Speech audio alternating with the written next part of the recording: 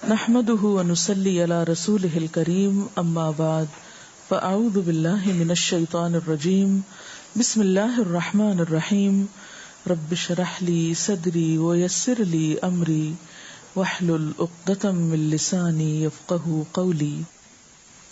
سورۃ فاتحہ کرتے ہیں اور نماز قائم کرتے ہیں اور جو کچھ ہم نے انہیں رزق دیا ہے اس میں سے کھلے اور چھپے خرچ کرتے ہیں.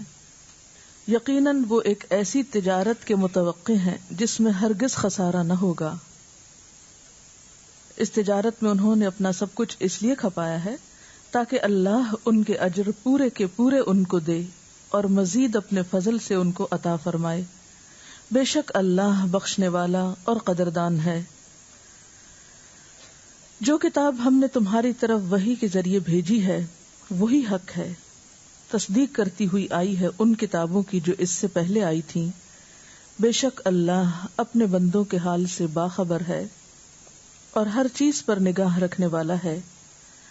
پھر ہم نے اس کتاب کا وارث بنا دیا ان لوگوں کو جنہیں ہم نے اپنے بندوں میں سے چن لیا. اب کوئی تو ان میں سے اپنے نفس پر ظلم کرنے والا ہے اور کوئی بیچ کی راہ ہے اور کوئی اللہ کے اذن سے نیکیوں میں سبقت کرنے والا ہے. یہی بہت بڑا فضل ہے. ان الذین یتلون کتاب اللہ، بے شک وہ لوگ جو اللہ کی کتاب پڑھتے ہیں، کتاب اللہ کی تلاوت کرتے ہیں. کتاب اللہ کی تلاوت کب، کن کن مواقع پر اور کیسے؟ ہم میں سے ہر شخص اپنے بارے میں سوچے اس وقت وہ کہاں کھڑا ہے اور وہ کیا کر رہا ہے. ان الذین یتلون کتاب اللہ، ہم سب پر بے شمار کام ہیں، بے شمار ذمہ داریاں ہیں، بے شمار ہماری مصروفیات ہیں، لیکن اس کے باوجود آپ دیکھیے صحابہ کرام کا طرز عمل کیا تھا. صرف صحابہ کرام نہیں، صحابیات کا طرز عمل کیا تھا، خواتین کا طرز عمل کیا تھا. کیا اس میں صرف مرد حضرات آتے ہیں؟ کیا اس میں صرف صحابہ کرام آتے ہیں؟ کیا اس میں کوئی خاص مخصوص گروہ کے لوگ آتے ہیں، یا اس میں ہم بھی شامل ہو سکتے ہیں؟ کیا کوئی گنجائش ہے کہ ہم بھی ان لوگوں میں شامل ہو جائیں جن کے بارے میں کہا جا رہا ہے کہ وہ لوگ جو کتاب اللہ کی تلاوت کرتے ہیں، نماز قائم کرتے ہیں، جو ہم نے ان کو رزق دیا اس میں سے چھپے اور کھلے خرچ کرتے ہیں، یہ ایسی تجارت کے امیدوار ہیں جسے ہرگز خسارہ نہ ہوگا. کیا واقعی کسی خاص مخصوص گروہ کے بارے میں بات ہے یا اس سے مراد ہم بھی ہو سکتے ہیں؟ حدیث میں آتا ہے کہ عن انس بن مالک قال قال رسول اللہ صلی اللہ علیہ وسلم ان للہ اہلین من الناس قالوا من هم یا رسول اللہ قال اہل القرآن اہل القرآن هم اہل اللہ وخاصتہ. حضرت انس بن مالک سے روایت ہے رسول اللہ صلی اللہ علیہ وسلم نے فرمایا کہ لوگوں میں سے کچھ لوگ اللہ کے خاص بندے ہوتے ہیں، اللہ کے اہل ہوتے ہیں. لوگوں نے پوچھا یا رسول اللہ صلی اللہ علیہ وسلم وہ کون ہوتے ہیں؟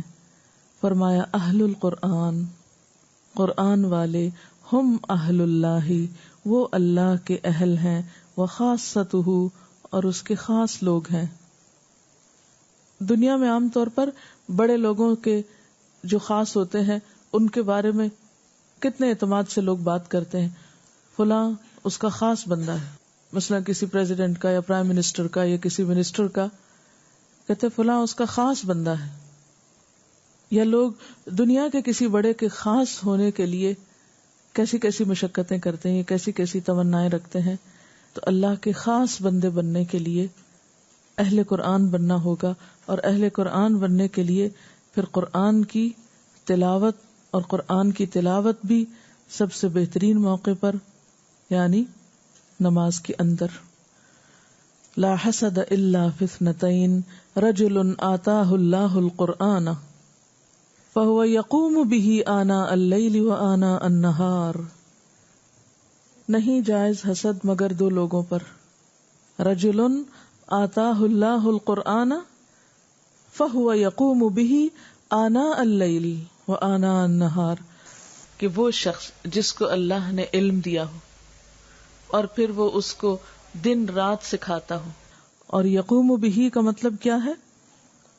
نماز میں قیام یا پھر تدریس کے لیے قیام، اس کو پہنچانے کے لیے.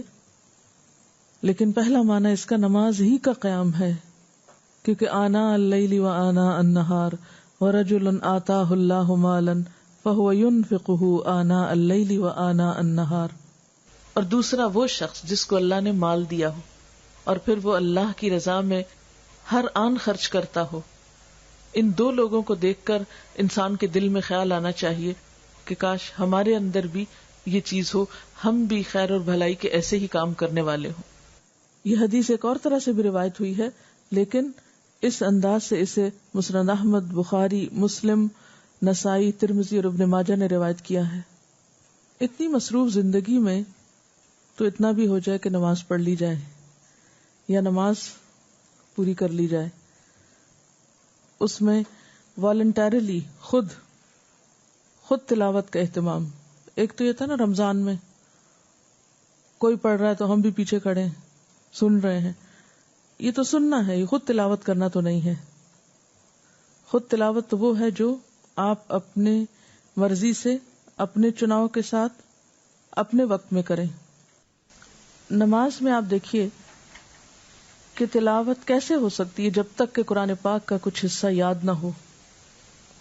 یاد کرنے کے لیے ہماری کوشش کتنی ہے، اور پھر یاد ہو جائے تو اس کو یاد رکھنے میں ہم کتنے کانشیس ہیں. یجیء القرآن یوم القیامت، قیامت کے دن قرآن آئے گا. فیقول، پھر وہ کہے گا یا ربی، اے رب، حلہ، اس شخص کو آراستہ کیا جائے، یعنی صاحب قرآن کے لیے سفارش کرے گا کہ اس کو آراستہ کیا جائے. فیلبس تاج الکرامتی، تو اس شخص کو کرامت یعنی عزت کا تاج پہنایا جائے گا. ثم یقول یا رب زدہ، پھر قرآن سفارش کرے گا یا رب اور اضافہ کیجیے اور پہنائیے. فیلبس حلۃ الکرامتی، پھر وہ مزید عزت کا یا کرامت کا تاج پہنایا جائے گا. ثم یقول، پھر قرآن کہے گا یا رب ارض عنہ، اے رب اس شخص سے راضی ہو جا. فیرضى عنہ، تو اللہ تعالیٰ اس بندے سے راضی ہو جائیں گے. فیقال لہ، پھر اس کو کہا جائے گا اقرأ، پڑھو، ورقہ، اور چڑھتے جاؤ. ویزاد بکل آیت حسنہ، اور ہر آیت کے ساتھ ساتھ اس کی نیکی یا بھلائی میں اضافہ کیا جاتا رہے گا. ایک اور جگہ پر آتا ہے کہ جنت کی سیڑھیاں اتنی ہی ہیں جتنی قرآن کی آیات ہیں. جو جتنی آیات جانتا ہوگا، جتنی پڑھے گا، اتنی سیڑھیوں تک چڑھے گا. تو بات یہ ہے کہ تھوڑی سی سیڑھیاں تو اور چڑھ جائیں.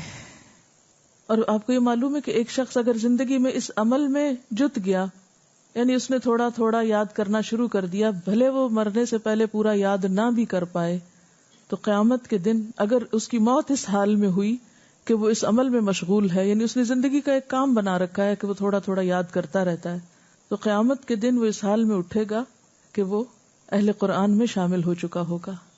یہ میں سمجھتی ہوں کہ آپ پر بہت ذمہ داریاں ہیں، عورتوں کی خاص طور پہ بہت سی مشکلات، بہت سی رکاوٹیں، بہت سے بیچ میں ایسے مسائل آ جاتے ہیں کہ ہر عورت کے لیے واقعی مشکل ہے کہ وہ حافظ قرآن ہو، یا لگ کر یا جم کر ایک دفعہ قرآن حفظ کرے. لیکن کم از کم درجہ اتنا تو ہو سکتا ہے نا کہ ہفتے میں چند آیتیں آپ یاد کر لیں. ایک ہفتے میں کیا، ایک مہینے میں. تو اگر ہم ایک نیت کر لیں، ارادہ کر لیں، کوشش شروع کر دیں، چاہے تھوڑا تھوڑا ہی کریں لیکن لگے رہیں، کیونکہ اللہ سبحانہ وتعالیٰ کے نزدیک وہ عمل زیادہ پسندیدہ ہے جو اگرچہ مقدار میں تھوڑا ہو لیکن اس پر عمل کرنے والا اس کی پابندی کرے. یعنی کبھی کر لیا کبھی چھوڑ دیا، یہ نہ ہو. یعنی آپ کی نیت اور آپ کی دھن، ارادہ، عزم پختہ ہونا چاہیے، اور ایک تمنا یا آرزو تو ہونی چاہیے کہ ہم قیامت کے دن اہل قرآن میں سے اٹھیں، یا قرآن ہمارے حق میں شفاعت کرے اور قرآن کے ذریعے ہمارے درجات بلند ہوں. ایک اور حدیث ہے، اقرأ القرآن فإنه يأتي يوم القیامة شفیعا لأصحابہ، قرآن پڑھو کیونکہ وہ قیامت کے دن اپنے ساتھیوں کے لیے یا اپنے پڑھنے والوں کے لیے شفاعت کا ذریعہ بنے گا یا ان کی شفاعت کرے گا. اور یہ حدیث بھی آپ نے بارہا سنی ہوگی، یقال لصاحب القرآن اقرأ وارتقی ورتل کما کنت ترتل فی الدنیا فإن منزلتک عند آخر آیت تقرأ بها، صاحب قرآن کو کہا جائے گا پڑھو اور چڑھتے جاؤ، اور اسی طرح ترتیل سے پڑھو جیسے دنیا میں ترتیل سے پڑھتے تھے، کیونکہ اس کا حکم دیا گیا نا رتل القرآن ترتیلا، فإن منزلتک، کیونکہ تمہاری منزل جنت میں کہاں ہے، عند آخر آیت، اس آخری آیت کے پاس، تقرأ بها، جس کو تم پڑھتے تھے۔ اب ہر ایک آپ میں سے دیکھ لے کہ وہ کون سی آخر آیت ہے مرنے سے پہلے جہاں تک ہم پہنچے۔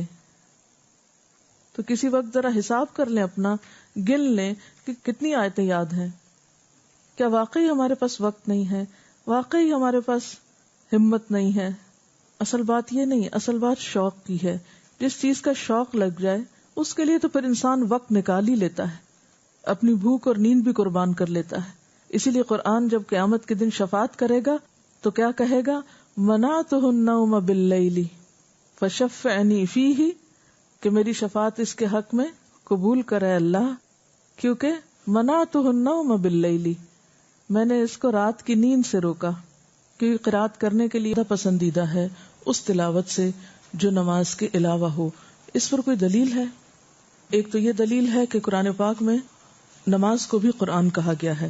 یہ جو قرآن پاک میں آیت آتی ہے نا، ان قرآن الفجر کان مشہودا، تو اس میں بھی قرآن سے مراد نماز ہے یہاں، اور اس نماز میں لمبی تلاوت، یہ مراد ہے اس سے۔ قرآن الفجر، یہاں قرآن سے مراد صلاۃ فجر ہے۔ اس کے علاوہ اس پر ایک حدیث بھی ہے، نماز میں قرآن پڑھنا نماز سے باہر قرآن پڑھنے سے افضل ہے۔ نماز سے باہر قرآن پڑھنا تسبیح اور تکبیر سے افضل ہے، اور تسبیح صدقہ دینے سے افضل ہے، اور صدقہ نفل روزے سے افضل ہے، اور روزہ دوزخ سے بچاؤ کے لیے ڈھال ہے۔ یہ صحیح مسلم کی روایت ہے۔ نماز سے باہر قرآن پڑھنا تسبیح اور تکبیر سے افضل ہے، یعنی اگر آپ اللہ کی کتاب کا کچھ حصہ زبانی یاد کیے ہوئے ہیں یا دیکھ کر پڑھ رہے ہیں تو اس کا اہتمام زیادہ افضل ہے بنسبت اس کے کہ آپ صرف زبانی سبحان اللہ الحمدللہ پڑھ رہے ہیں، اور اس کو کم نہ خیال کریں سبحان اللہ پڑھنے کو بھی، کیونکہ سبحان اللہ یعنی تسبیح کرنا جو ہے وہ صدقہ دینے سے افضل ہے۔ اس کا یہ مطلب نہیں کہ صدقے کا ثواب نہیں ہے، صدقہ اپنی جگہ ہے، لیکن بات یہ کہ ہر وقت انسان صدقہ نہیں کر سکتا، لیکن ہر وقت تسبیح تو کر سکتا ہے، ذکر تو کر سکتا ہے، اور صدقہ نفل روزے سے افضل ہے، اور روزہ دوزخ سے بچاؤ کے لیے ڈھال ہے۔ اب تھوڑا سا ذرا اس حدیث کو سمجھیے اس کے کانٹیکسٹ میں، کس طرح؟ سب سے پہلی بات تو یہ کہ نماز جو ہے وہ تمام عبادات میں ایک اہم ترین مقام رکھتی ہے، اور وہ نماز جو خشوع کے ساتھ ہو وہ انسان کی نجات اور فلاح کا ذریعہ ہے۔ نماز میں خشوع پیدا کرنے کے لیے قرآن پاک کی تلاوت، اور اچھی طرح جسے حق کا تلاوت ہی ہوتا ہے وہ تلاوت کرنا بہت زیادہ مددگار ہے۔ نماز کو خوبصورت بنانے میں، بہترین بنانے میں تلاوت قرآن کا ایک بڑا حصہ ہے یا بڑا ہاتھ ہے۔ اب بسا اوقات ایسا ہوتا ہے کہ انسان نماز نہیں پڑھ سکتا، مثلا زوال کا وقت ہے، مثلا وضو نہیں ہے، پانی نہیں ہے، موقع نہیں ہے، یا اتنا وقت نہیں ہے، تھوڑا سا وقت ہے آپ کے پاس، تو اس وقت میں آپ تلاوت کر سکتے ہیں۔ بسا اوقات ایسی جگہ پر ہیں جہاں آپ تلاوت نہیں کر سکتے، تو ایسی صورت میں تسبیح کر کے اپنے وقت کو بہترین استعمال کر سکتے ہیں۔ بعض اوقات ایسا ہوتا ہے کہ انسان تسبیح کرنے کے ساتھ ساتھ صدقہ خیرات کرتا ہے، لیکن وہ مسلسل ہر وقت نہیں کر سکتا۔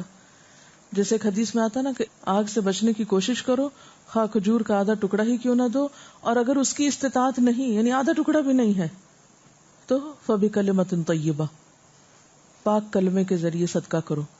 تو گویا ذکر الہی بھی صدقے کی ایک قسم ہے، اور کلمہ طیبہ میں ذکر الہی سب سے پہلے آئے گا، یعنی لوگوں سے اچھی بات کرنا تو اس کا معنی ہے ہی، لیکن زبان سے کوئی بھی اچھی بات، اور سب سے اچھی بات اللہ کا ذکر ہو سکتی ہے۔ تو قرآن پاک تو اللہ تعالیٰ کا کلام ہے، اور قرآن پاک کے بعد پھر تسبیح پڑھنا جو ہے وہ ایک بہترین چیز ہے۔ قرآن پاک کی ایک اور آیت جو تلاوت ہی کے بارے میں ہے، اور نماز کے اندر تلاوت کے بارے میں خاص طور پر، اور پھر پڑھنے کا ایسا انداز جس میں خشیت ہو۔ امن هو قانت آناء الليل ساجدا وقائما يحذر الآخرة ويرجو رحمة ربه قل هل يستوي الذين يعلمون والذين لا يعلمون انما يتذكر اولو الالباب. سورۃ زمر آیت نمبر 9. کیا بھلا وہ جو رات کی گھڑیوں میں کھڑا رہتا ہے بندگی اطاعت کے ساتھ، سجدہ کرتے ہوئے اور قیام کرتے ہوئے، آخرت سے ڈرتا بھی ہے اور اپنے رب کی رحمت کی امید رکھتا ہے، کہہ دیجئے کیا برابر ہو سکتے ہیں وہ لوگ جو علم رکھتے ہیں اور وہ جو علم نہیں رکھتے؟ بے شک نصیحت وہی پکڑتے ہیں جو عقل والے. کیسے تلاوت کی جائے؟ کیسے میں کیا آئے گا؟ خوبصورت آواز سے کی جائے. حق کا تلاوت ہی ہو، پھر خوبصورت آواز ہو، اور اس کی تاکید بھی کی گئی ہے زین القرآن باصواتکم. اور نبی صلی اللہ علیہ وسلم نے کیا فرمایا ہے؟ لیس منا من لم یتغن بالقرآن، وہ ہم میں سے نہیں جس نے قرآن کو غنا کے ساتھ یعنی خوبصورت آواز کے ساتھ نہیں پڑھا. حضرت عبید اللہ بن نبی یزید سے روایت ہے کہ ہمارے پاس سے ابو لبابہ گزرے تو ہم آپ کے پیچھے پیچھے چل دیے. تو ہم نے دیکھا کہ وہ کسی گھر میں جا رہے ہیں تو ہم بھی ساتھ چلے گئے. تو ہم نے دیکھا کہ صاحب خانہ جو ہے وہ بڑی خستہ سی حالت میں بیٹھا ہوا ہے. میں نے اس سے سنا کہ وہ کہہ رہا ہے کہ نبی صلی اللہ علیہ وسلم نے فرمایا کہ لیس منا من لم یتغن بالقرآن. قال فقلت لابن ابی ملیکہ، تو حضرت عبید اللہ بن نبی یزید ابن ابی ملیکہ سے کہتے ہیں یا ابا محمد ارأیت اذا لم یکن حسن الصوت قال یحسنہ ما استطاع، کہ اگر کسی شخص کی آواز ہی اچھی نہیں تو پھر وہ کیا کرے گا؟ یعنی یہ بات کو معمولی نہیں ہے کہ لیس منا من لم یتغن بالقرآن.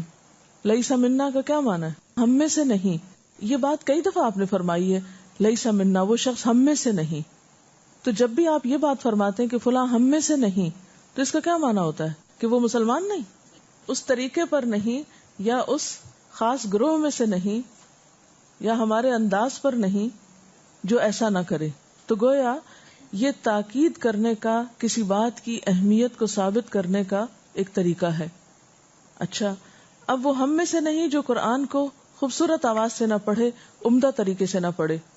یہ بات کوئی معمولی بات نہ تھی. صحابہ کرام تو اس سے ہل گئے ہوں گے کہ آپ ہمیں اپنا نہیں کہہ رہے اگر ہم ایسا نہ کریں.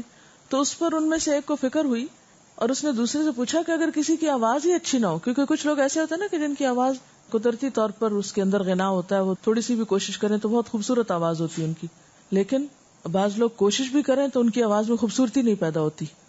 تو ان کا کہنا یہ تھا، یا ان کا مطلب یہ تھا کہ یہ تو اللہ تعالیٰ کی طرف سے، یعنی آواز کا خوبصورت ہونا تو ایک گاڈ گفٹڈ چیز ہے، تو پھر اس میں انسان کا کیا قصور ہے؟ پھر ایسا شخص کیا کرے جو ایسا نہ کر سکے؟ تو انہوں نے جواب دیا یحسنہ ما استطاع، اسے خوبصورت بناتا رہے جتنی بھی اس میں استطاعت ہے. یعنی ہر شخص سے اس کی پھر استطاعت کا امتحان ہوگا کہ اس نے کوشش کتنی کی، اس کی ایفرٹ کتنی تھی، اس نے اس پہ توجہ کتنی دی. یعنی تحسین القراءہ اگرچہ فرائض میں سے نہ بھی ہو لیکن اس کی اہمیت کچھ کم نہیں. اور نبی صلی اللہ علیہ وسلم کو پڑھنے کا طریقہ کیا ہوتا تھا؟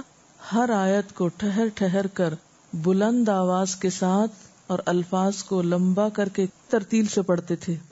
ترتیل کا لغوی معنی کیا ہے؟ یہ جو دانت ہیں ہمارے، یہ جس طرح ایک دوسرے کے ساتھ جڑے ہوئے بھی ہیں اور الگ الگ بھی ہیں، اس کیفیت کو ترتیل کہا جاتا ہے لغت میں.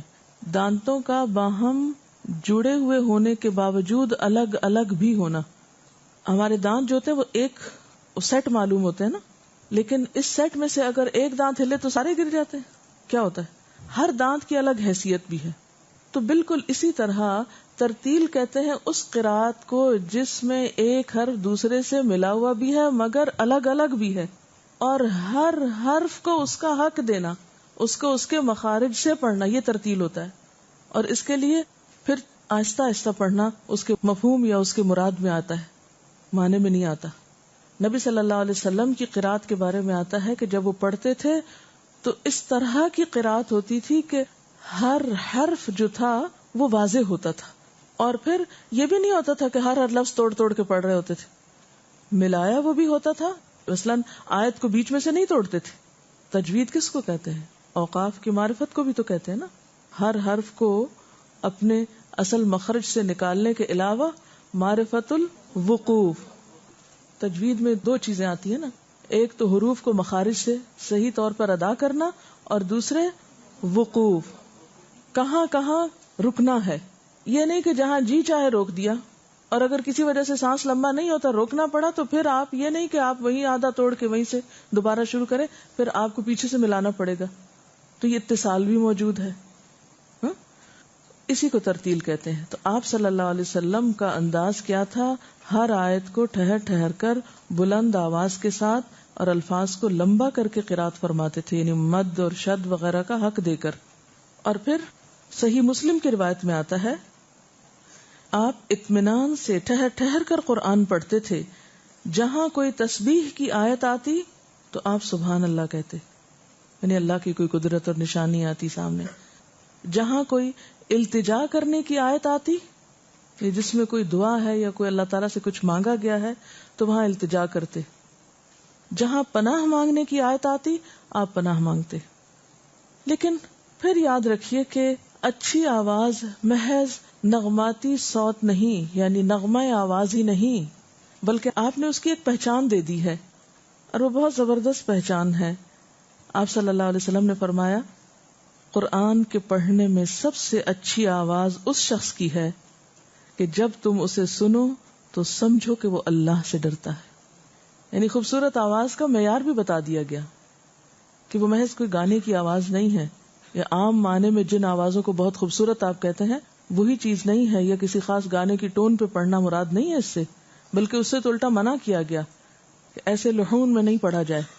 دوبارہ حدیث بتاؤں گی کہ قرآن کے پڑھنے میں سب سے اچھی آواز اس شخص کی ہے کہ جب تم اسے سنو تو سمجھو کہ وہ اللہ سے ڈرتا ہے. یعنی اس قرات میں خشیت بھی ہے. تو پھر اس میں آپ دیکھیے کہ ایک دم آواز میں ایک ہمبلنس اور ایک عاجزی اور عجز کی کیفیت بھی ساتھ ہی آئے گی. اس میں پھر ایسا تکلف اور ایسا اتار چڑھاؤ جو ایک مصنوعی شکل پیدا کر دے، وہ درست نہیں ہے.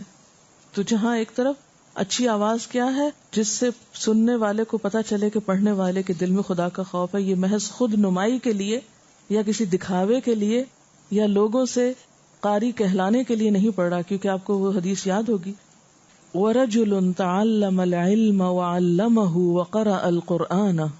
وَرَجُلٌ تَعَلَّمَ الْعِلْمَ، ایسا شخص جس نے علم حاصل کیا، وَعَلَّمَهُ اور اس کو سکھایا، وَقَرَأَ الْقُرْآنَ اور قرآن کی قرات کی، فَأُتِيَ بِهِ اس کو لایا جائے گا، فَعَرَّفَهُ نِعَمَهُ اس کو اس کی نعمتیں یاد کرائی جائیں گی، یعنی دنیا میں جو اس شخص کو ملی تھی، فَعَرَفَهَا ان کو پہچان لے گا، اعتراف کرے گا.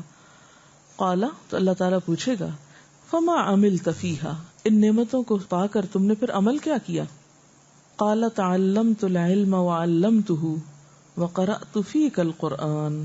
جھوٹ بولے گا، کہے گا میں نے علم سیکھا اور سکھایا اور تیری خاطر قرآن پڑھا. قال کذبت اللہ تعالیٰ فرمائے کہ تم نے جھوٹ بولا. ولکنک تعلمت العلم لیقال عالم تم نے تو اس لیے علم حاصل کیا کہ تمہیں عالم کہا جائے. عالمہ کا کورس کر رہے تھے تم، عالم بن رہے تھے، عالم کہلوانا چاہتے تھے، عالم بننے کے شوق میں یہ سب کچھ کیا تھا. وقرأت القرآن لیقال هو قارئ اور قرآن اس لیے پڑھا تھا کہ لوگ کہیں فلاں قاری، وہ قاری.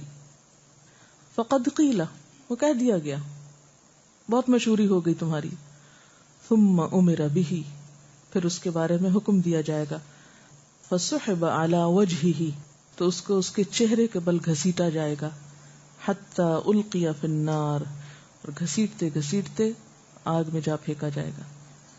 تو خوبصورت قرات وہ قرات ہے کہ جس کو پڑھنے والا خود بھی خدا خوفی کو محسوس کرے اور دوسروں تک بھی اس کے اثرات جائیں. تو دن میں کوئی ایک نماز تو ایسی ہونی چاہیے، ایک بار تو دن میں کوئی وقت ایسی قرات کا ہونا چاہیے کہ جس میں پڑھتے وقت محسوس بھی کرے. بہرحال قرآن پاک کا یاد کرنا اور اس کو پڑھتے رہنا، اور یاد کیے ہوئے کو پڑھنا آسان ہوتا ہے، اور عام تسبیح وغیرہ کرنے سے بھی بہتر ہے آپ قرآن کی کوئی سورت تلاوت کر لیں. مثلا واک کر رہے ہیں، ویسے تو سبحان اللہ استغفر اللہ وغیرہ پڑھتے ہی رہتے ہیں چلتے پھرتے، لیکن مثلا اگر آپ کو معلوم ہے کہ آپ کو 15 منٹ واک کرنی اور 15 منٹ میں آپ کوئی سورت پڑھ سکتے ہیں تو آپ کیوں نہ وہ پڑھ لیں، لیکن یہ اسی صورت میں ہو سکتا ہے جب آپ کو کچھ حصہ قرآن پاک کا زبانی یاد ہو. اور اس میں یاد کرنے کے بارے میں ایک حدیث ہے، اے ابو ذر، اگر تو صبح اٹھتے ہی قرآن مجید کی ایک آیت سیکھ لے تو وہ تیرے لیے 100 رکعت نفل پڑھنے سے زیادہ بہتر ہے. کیونکہ نفل بھی تو آپ تبھی اچھے پڑھ سکیں گے نا جب آپ کو قرآن کا کچھ حصہ یاد ہوگا. اگر وہ یاد نہیں تو نفل میں کیا پڑھیں گے؟ سویرے پڑھنے کی عادت ڈالیں. اور سیکھنے میں کیا ہے، مثلاً اگر آپ کو ریڈنگ نہیں آتی تو ریڈنگ سیکھ لیں، ریڈنگ آ گئی ترجمہ سیکھ لیں، ترجمہ آ گیا حفظ کر لیں. سیکھنے کے کئی درجے ہیں. ترمذی کی ایک اور روایت سناتی ہوں. قرآن مجید کی تعلیم حاصل کرو پھر اس کو پڑھو. جو شخص قرآن سیکھتا ہے پھر اس کو پڑھتا ہے اور رات کو قیام کر کے اس کی تلاوت کرتا ہے، رات کو قیام کر کے اس کی تلاوت کرتا ہے، اس کی مثال اس تھیلی کی سی ہے جو مشک سے بھری ہوئی ہے اور اس کی خوشبو ہر جگہ پھیلتی ہے. اور جس شخص نے قرآن سیکھا اور پھر سو گیا یعنی رات کو اٹھ کے پڑھا نہیں اس کو نماز میں، اور قرآن مجید اس کے پیٹ میں ہی رہا، یعنی سینے میں، پیٹ سے مراد سینہ ہے، اس کی مثال مشک کی اس تھیلی کی سی ہے جس کا منہ بند کر دیا گیا ہو. اسی طرح وہ شخص جو قرآن مجید کی تلاوت میں اتنا مشغول رہتا ہے کہ دیگر اذکار کے لیے اور اللہ سے دعا اور سوال کی فرصت نہیں پاتا، یعنی وقت نہیں ملتا اس کو لمبی دعا مانگنے کا بھی، تو اللہ تعالیٰ اس کے بارے میں خود فرماتا ہے کہ وہ اس پر خوش ہو کر وہ تمام چیزیں اس کو عطا کر دیتا ہے جن کے بارے میں وہ اللہ کے حضور دستے سوال دراز کرنا چاہتا تھا، یعنی جو وہ مانگنا چاہتا تھا اور مانگ نہ سکا. ہم قرآن پاک زیادہ کیوں نہیں تلاوت کر پاتے؟ اس کی کیا نفسیاتی وجہ ہوتی ہے؟ تسبیحات رہ جائیں گی، فلانا وظیفہ رہ جائے گا، فلاں ذکر رہ جائے گا، فلاں چیز چھٹ جائے گی. یہ ایک ہوتا ہے، یہ میں آپ کی بات نہیں، میں تو اپنی بات کر رہی ہوں کہ فلاں چیز پھر رہ جائے گی، اگر اس سے زیادہ پڑھا تو بس اتنا ہی یہ کافی ہے. لیکن بعض اوقات ایسا ہوتا ہے کہ جیسے آپ نے اپنا روزانہ کے روٹین میں جو بھی آپ کو توفیق ہے، ربع کی، نصف کی، 1 پارے کی، 2 کی، جو بھی آپ پڑھتے ہیں، سو ہر ایک کا اپنا اپنا ہوتا ہے. اس کے بعد اب یاد کر کے پھر پڑھنے کے لیے، کیونکہ میری مشکل یہ ہے کہ میں کھڑی ہوں نماز میں، اچھا والذین تھا کہ فالذین تھا، جو ہی یہ خیال آتا ہے وہ ایک دم تلاوت کا جو لطف ہے وہ حرام ہونے لگتا ہے. اچھا پھر کیا کرتی ہوں، وہ بند کر کے پھر جا کے قرآن پاک میں سے کھول کے پھر میک شور کرتی ہوں کہ نہیں فالذین ہی تھا. اب جب بہت سی آیتیں اگر آپ نے دن میں ہر نماز میں الگ الگ پڑھنی ہے اور ہر دفعہ کو خلل ہو گیا تو چلے ہر دفعہ ہر وقت نہیں دیکھ سکے تو صبح میں تو ایک وقت ہونا چاہیے نا جس میں آپ اپنی ایسی چیزوں کی دہرائی کر لیں جو پیچھے آپ نے یاد کی ہوئی ہیں، جو آگے آپ یاد کر رہے ہیں. نہیں، اب آپ کے اس سے تو بہت ٹائم لگ جاتا ہے، میں یہی بار بار دہراتی رہوں، بہتر ہے کچھ اور پڑھ لوں. بعض اوقات ایسا بھی ہوتا ہے. تو بات یہ ہے کہ اگر ایسی کیفیت بھی ہو تو اس وقت تسلی رکھیں کہ اگر آج آپ کی دعا مانگنے سے رہ بھی گئی اور آپ قرآن ہی کو یاد کرنے میں تھوڑا اور وقت لگا گئے تو وہ دعائیں اللہ تعالیٰ خود ہی قبول فرما لیں گے، بلکہ اس سے بھی بہتر عطا کریں گے جو آپ کو اس مشغولیت کی وجہ سے رہ گئی. تو اس لیے اس عمل کو معمولی نہ سمجھے، کیونکہ اللہ کے کلام کی فضیلت باقی ہر کلام پر ایسی ہی ہے جیسی خود اللہ تعالیٰ کی ذات کو باقی ساری مخلوق پر. اور یہ بھی یاد رکھیے کہ اگر ہم اس کے لیے کوشش نہیں کر رہے تو یہ نہ سمجھیں کہ کوئی فرق نہیں پڑتا، دنیا میں سارے لوگ حافظ تھوڑی ہیں. اور یہ بھی یاد رکھیں کہ اس وقت یہ جو باتیں آپ سے کی جاتی ہیں اس سے کوئی مقصود آپ سب کو حافظ بنانا ہی نہیں ہے، بلکہ قرآن کا کچھ نہ کچھ حصہ سینے میں رکھنا ہے. کیونکہ نبی صلی اللہ علیہ وسلم نے فرمایا جس شخص کے قلب میں قرآن کا کوئی حصہ بھی نہیں، یعنی کچھ بھی حفظ نہیں اس کو، وہ ویران گھر کی طرح ہے. یعنی جس شخص کا سینہ قرآن سے خالی ہے اس کا سینہ ویران ہے. تو قرآن تو سینے کا نور ہے، روشنی ہے.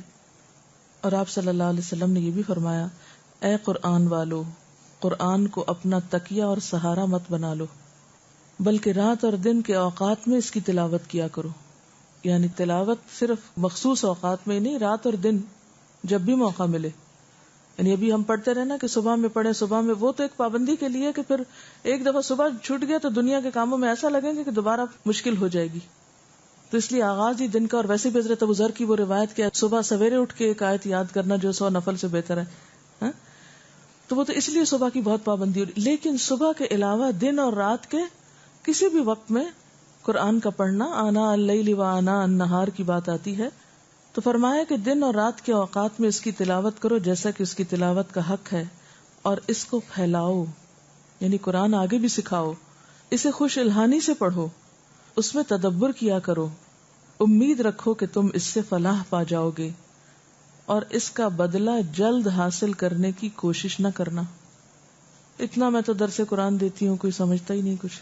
اتنے سالوں سے پڑھا رہی ہوں، لوگ ٹھیک ہی نہیں ہو رہے. مثلا ایسی مایوسی آنے لگتی ہے نا، اتنا پڑھا ہے میرا تو وہ مسئلہ حل ہی نہیں ہوا ابھی تک. تو اس کا بدلہ جلد طلب کرنے کی کوشش نہ کرنا، جلدی نہ کرنا اس معاملے میں، کیونکہ آخرت میں اس کا ثواب لازماً ملنے والا ہے. یعنی اگر دنیا میں کوئی بظاہر فائدہ نظر نہ بھی آیا تو آخرت میں اس کا فائدہ ملنے والا ہے، مل کے رہے گا. فکر نہ کرو. ہم کیوں ان ساری کوششوں کا نتیجہ یہی چاہتے ہیں اور اپنی آنکھوں کے سامنے ہی دیکھنا چاہتے. اور پھر جو بھی تلاوت کریں یہ یاد رکھیں کہ غرض آخرت ہی ہو، دنیا نہ ہو. جو شخص قرآن اس غرض سے پڑھے کہ اس کے ذریعے سے لوگوں سے روٹی مانگے، یعنی دنیا کے کاروبار کا ذریعہ بنا لے، تو قیامت کے روز وہ اس حال میں آئے گا کہ اس کا چہرہ بس ہڈی ہڈی ہوگا، اس پر کچھ گوشت پوست نہ ہوگا. اللہ کی کتاب کی تلاوت کرنے کو تو ہم سب کرتے ہیں، لیکن سوال یہ پیدا ہوتا ہے کہ کیا ہم وہ تلاوت سنت کے مطابق کرتے ہیں؟ کیا واقعی ہم تلاوت کا حق ادا کرتے ہیں؟ آپ صلی اللہ علیہ وسلم مختلف نمازوں میں کیا پڑھا کرتے تھے؟ کیونکہ وہ حدیث تو سب کو یاد ہوگی کہ وہ تلاوت جو نماز کے اندر کی جاتی ہے وہ اس تلاوت سے افضل ہے جو نماز کے باہر ہوتی. گویا تلاوت قرآن کا بہترین وقت، بہترین موقع نماز کے اندر ہے. پھر نمازوں میں کیا پڑھا جائے، کتنا پڑھا جائے، اس کے بارے میں ایک تو یہ طریقہ ہو سکتا ہے کہ ہمارا جو جی چاہے ہم پڑھ لیں، اور ایک طریقہ یہ ہے کہ جو نبی صلی اللہ علیہ وسلم نے پڑھا اس کا بھی اہتمام کیا جائے. نبی صلی اللہ علیہ وسلم نے صرف روٹین میں لگی بندی چیزیں نہیں پڑھی.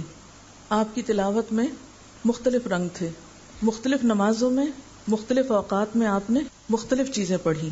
تو آئیے دیکھتے ہیں کہ آپ صلی اللہ علیہ وسلم نے مختلف نمازوں میں کیا پڑھا.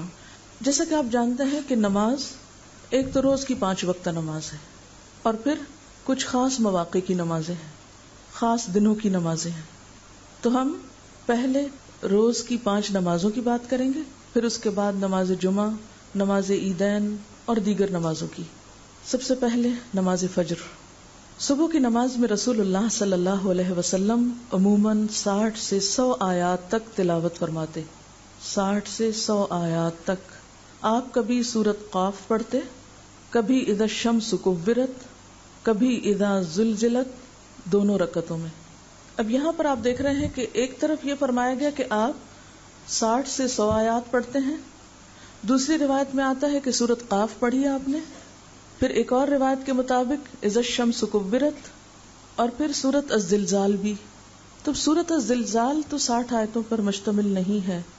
تو کیا احادیث میں کنٹراڈکشن ہے یا اس کا سبب کچھ اور ہے؟ اتنی ویرائٹی کیوں ہے؟ پھر ہم اس میں سے کیا اختیار کریں؟ ہم کس حدیث کو مانیں اور کس کا انکار کر دیں؟ اور دیکھو اتنا اختلاف ہے حدیثوں میں، پھر تو انسان کچھ کرنے کے قابل ہی نہیں. کہیں کچھ آتا ہے، کہیں کچھ آتا ہے. کیا ہم اس کنفیوژن کا شکار ہوں گے یا اس کا جواب کچھ اور بھی ہے؟ ایک چیز ہے معمول کی، روزانہ کی، اور ایک ہے غیر معمولی حالات کی، مثلا سفر ہے، بیماری ہے. ایک ہے معمول یعنی روزانہ کا معمول، اور دوسرے مخصوص حالات. یہ ہے اس میں تطبیق. عام طور پر لوگ جب حدیث کی مخالفت پہ تلتے ہیں تو وہ اسی قسم کی باتیں کرتے ہیں کہ دیکھیں ایک جگہ کیا لکھا ہے، دوسری جگہ کیا لکھا ہے، اور وہ اس طرح کی روایات کو ایک دوسرے کے سامنے لا کر یہ ثابت کرنے کی کوشش کرتے ہیں کہ درست کچھ بھی نہیں ہے. بتاؤ تم کیا کرو گے؟ کبھی کچھ ہے، کبھی کچھ ہے. تو بات یہ ہے کہ دین کسی مشین چلانے کا نام نہیں کہ آپ نے مثلا ایک خاص سپیڈ پہ پنکھا فکس کر کے آن کر دیا اور بس وہ چلنا شروع ہو گیا اور ہمیشہ جتنی دیر آپ اس کو چلائیں گے ویسے ہی چلتا رہے. تو ایک انسان دنیا میں آیا اور اس کو ایک خاص کام دے دیا گیا اور وہ اسی کام میں لگ گیا، اور جب اس کی زندگی کا بٹن آف ہوا تو بس وہ بھی ختم ہو گیا. نہیں، انسانی زندگی اور بذات خود انسان ہر دوسری چیز سے مختلف ہے. جانوروں سے مختلف ہے، نباتات سے مختلف ہے، جمادات سے مختلف ہے، مشینوں سے مختلف ہے. انسان ہے، وہ صرف جسم اور روح نہیں ہے. اس کے جذبات بھی ہیں، اس کی عقل بھی ہے، اس کے مختلف احساسات بھی ہیں، اور مختلف اوقات میں اس کے اوپر مختلف کیفیات بھی ہوتی ہیں، مختلف اوقات میں اس پر مختلف کیفیات بھی گزرتی ہیں، جسمانی اعتبار سے بھی، روحانی اعتبار سے بھی. آپ نے دیکھا ہوگا کہ کیا آپ جسمانی اعتبار سے ہمیشہ ایک طرح فٹ رہتے ہیں؟ نہیں، ہم بیمار ہو جاتے ہیں، کبھی سست ہوتے ہیں، کبھی ہم بہت ایکٹیو ہوتے ہیں. اسی طرح روحانی اعتبار سے کیا آپ کے ایمان کا لیول ہمیشہ ایک جیسا رہتا ہے؟ نہیں، کبھی آپ کے دل میں اللہ کی خشیت بہت زیادہ ہوتی ہے، اور کبھی کبھی آپ کو لگتا ہے جیسے آپ کا دل سخت ہو رہا ہے. اکثر لوگ اس طرح کی شکایت کرتے ہیں اور پریشان ہوتے ہیں، اور وہ یہ بھول جاتے ہیں کہ وہ انسان ہیں. پھر اسی طرح جذبات کی رنگا رنگی آپ دیکھیے، جذبات کی رنگا رنگی میں بھی کبھی آپ بہت خوش ہیں، کبھی آپ بے وجہ اداس ہیں، کبھی آپ پر ایک کیفیت ہے، کبھی دوسری کیفیت ہے. اور یہ انسانوں کے ساتھ ہے، پہاڑوں کے ساتھ تو یہ نہیں ہے نا، درختوں کے ساتھ تو یہ نہیں. درختوں پہ تو زیادہ سے زیادہ خزاں اور بہار کا فرق ہوتا ہے اور بس، لیکن اتنا تنوع اور اتنا اختلاف ان کی طبیعتوں میں نہیں ہوتا. جانوروں میں بھی آپ دیکھیں، بہار کے موسم میں تھوڑا ان کے جذبات میں فرق ہوگا، ورنہ عام طور پر روٹین میں ہی رہیں گے. تو اللہ تعالیٰ نے انسان کو باقی ساری مخلوقات سے مختلف بنایا ہے. اسی طرح انسان کی عقل کو بھی آپ دیکھ لیجیے. مثلا آپ میتھمیٹکس کے سوال حل کر رہے ہیں، ایک وقت میں آپ تیزی سے کام کر جاتے ہیں، دوسرے وقت میں آپ اٹک کے رہ جاتے ہیں کہ اب یہاں کیا کرنا ہے. کیا آپ کا دماغ آپ کے ہاتھ میں ہوتا ہے؟ کیا آپ جب چاہیں جس سپیڈ پہ چاہیں اس کو استعمال کر لیں؟ نہیں ہوتا. بالکل اسی طرح انسان پر گزرنے والے حالات بھی مختلف ہوتے ہیں. کبھی بیمار ہے، کبھی وہ سفر میں ہے، کبھی وہ کسی اور مشکل میں ہے. مثلا آپ کے گھروں میں ایک آپ روٹین کی زندگی بسر کرتے ہیں، لیکن اس کے ساتھ ہی روٹین کب ٹوٹتی ہے؟ جب کوئی مہمان آ جاتے ہیں، کوئی بیمار ہو جاتا ہے گھر پہ، آپ کو کہیں جانا پڑ جاتا ہے. تو ایسی صورت میں آپ جو ایک روٹین فالو کر رہے تھے مخصوص، وہ برقرار نہ رہی آپ کی. اب آپ کو کس چیز کی ضرورت ہے؟ کسی دوسری چیز کی ضرورت پیش آ گئی. ہمارے دین میں وسعت ہے، ہمارے دین میں ہر قسم کے حالات کے مطابق چلنے کی صلاحیت موجود ہے. اسی لیے ہمارا دین دین فطرت ہے. وہ انسانی جسم اور انسانی جذبات اور انسان کے اوپر مختلف کیفیات کو کیٹر کرتا ہے، اور اس کے مطابق ہمیں تعلیمات دی گئی ہیں. قرآن پاک میں ایک سورت ہے، سورت الرحمن، اس میں 3 آیتوں کے آخر میں میزان آتا ہے. کبھی آپ نے غور کیا کہ آسمان کو اس نے بلند اٹھایا ہے اور ایک میزان رکھ دیا ہے. اتنا بلند ہے کس وجہ سے؟ میزان کے ساتھ. اس کی بلندی میزان کے ساتھ ہے. میزان کو آپ دوسرے لفظوں میں کیا کہیں گے؟ بیلنس. اور بیلنس کیسے قائم کیا جاتا ہے؟ ایکسٹریم رویوں سے نہیں، ہر چیز اس کی جگہ پر، ہر مقام کے لیے ایک مقال. وَالسَّمَاءَ رَفَعَهَا وَوَضَعَ الْمِيزَانَ أَلَّا تَطْغَوْا فِي الْمِيزَانِ. اس بیلنس کو نہیں چھیڑنا. وَأَقِيمُوا الْوَزْنَ بِالْقِسْطِ وَلَا تُخْسِرُوا الْمِيزَانَ. تطغوا بھی نہیں کرنا، تخسروا بھی نہیں کرنا. تطغوا کیا ہوتا ہے؟ ہاتھ سے بڑھنا. اور تخسروا کیا ہے؟ کم کرنا. تو کیا ہو گیا؟ بیلنس نہیں. دین کا حسن میزان میں ہے، بیلنس میں ہے، نہ تطغوا میں ہے نہ تخسروا میں ہے. اب ایک عمل ہے کہ آپ نماز میں 60 سے 100 آیتیں پڑھیں، لیکن اگر آپ بیمار پڑ گئے ہیں تو آپ کو پکڑ کے کھڑا کیا جائے گا کہ نہیں اتنا ہی پڑھو؟ نہیں. کیفیات گزرتی ہے نا انسان پہ، مصروفیات مختلف ہوتی ہیں.